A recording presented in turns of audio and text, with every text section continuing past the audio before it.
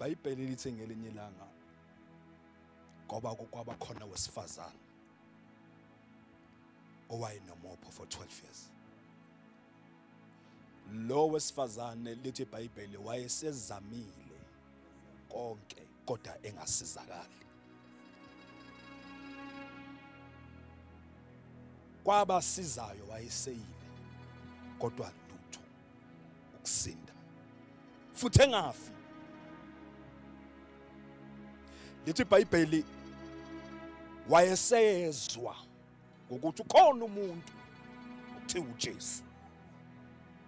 Asikale sithi noma isimo singasibi kangakanani, noma ungaba kuso isikhathi esingakanani, kodwa uma uNkulunkulu enenjongo khona ukugula okubonakaliswa kwamandla angasiko kokufa,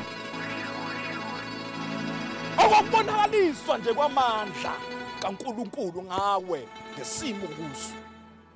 Ithi iBhayibheli esezwile wase yakholwa, okusho khona wafakaza ngoJesu, futhi khona wamshumayeza ngoba yena wayengasaphumi ngaphandle, ngoba ngokomthetho kaMose wayengasavumelekile, wayesengcolile ukuthi angahlangana nabantu, babengamkhanda nangamatshe.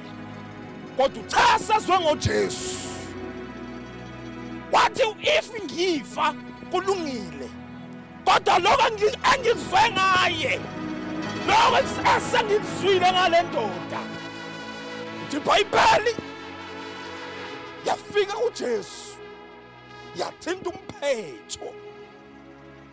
Njengoba sizentabeni nje sizothinta umphetho, njengoba sinyukile nje asizanga ngokwenza into eyiningi, kodwa sizokhopha enkosini, sizathinta umphetho. Lo mopho nawo nangu uJesu nomphetho wakhe.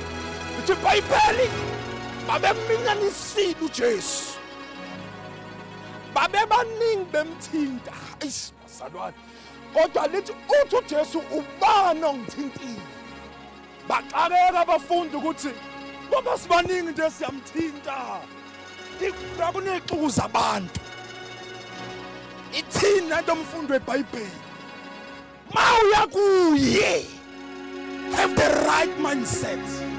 Mawuya kuye, iba nokholwa enhlizweni yakho. Mawuya kuye, mawuyothinta umphetho wakhe. Ngoba sinyukile nje siphatha ukholo lwethu ukuthi angeke asehle into zethu singazithola.